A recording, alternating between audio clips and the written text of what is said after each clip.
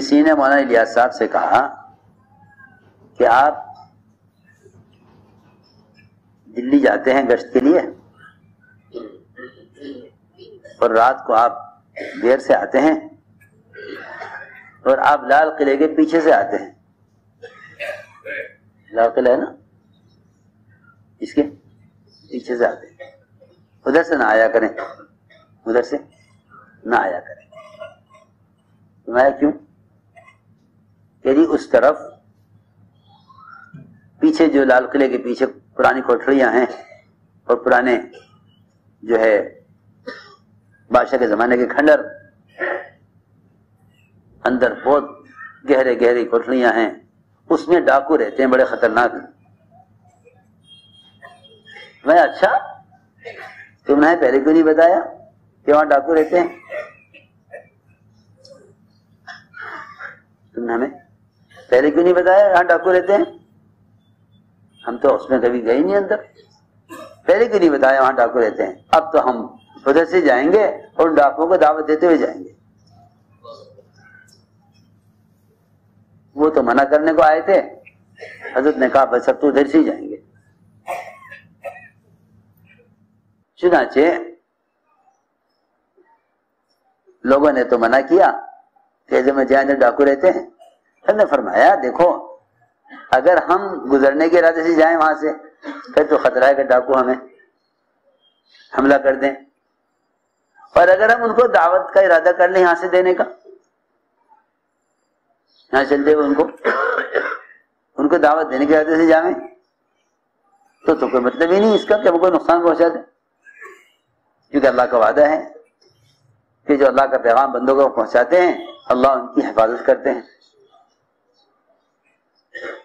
چنانچہ مولانا الیاس صاحب جب واپس آنے لگے ادھر سے تو دیکھا کہ ہاں وہ اندر کو کھنڈر کچھ پرانے بادشاہوں کے زمانے کی کوٹھریاں بنی ہوئی تھی.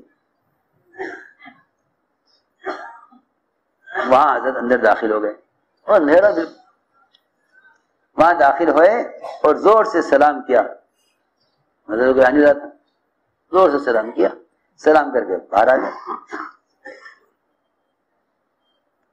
پھر اگلے دن اسی طرح ہوا, جب گزرنے لگے وہاں سے اندر گھسے, سلام کیا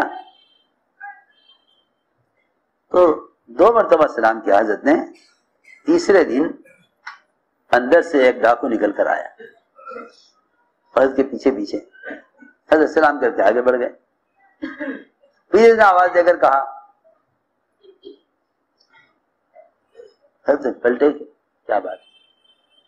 وہ کہنے لگا کہ ہم نے کبھی اپنے آپ کو اس قابل نہیں سمجھا تھا کہ دنیا میں کوئی ہمیں سلام کر سکتا ہے. میں آپ کو اس قابل نہیں سمجھا کہ دنیا میں ہمیں کوئی سلام کر سکتا ہے. آپ کون ہیں؟ آپ ہمیں اس قابل سمجھتے ہیں ہمیں سلام کریں؟ اور یہ کہا اس ڈاکو نے کہ اس راستے سے پولیس والے نہیں گزر سکتے جہاں سے آپ ہمیں 2 دن سے سلام کرتے ہوئے جا رہے ہیں, یہاں سے پولیس والے نہیں گزر سکتے, ان کے مجال نہیں ہے. اور آپ یہاں سے گزر کر جا رہے ہیں اور اندر کوٹری میں ہمیں سلام کر کے جا رہے ہیں, یہاں سے پولیس والے بھی نہیں گزر سکتے. انہیں معلوم ہے کہ ہم کون ہیں, ڈرتے ہیں ہم سے, اور آپ اندر آ گئے اور ہمیں سلام کر کے جا رہے ہیں. نہ تو آپ کو ہمارا ڈر اور نہ آپ کو ہم سے نفرت, نہ آپ کو ہم سے نفرت کہ بھائی ان ڈاکوں کیا سلام کرنا. چنانچہ وہ حضرت کے ساتھ ہو گیا.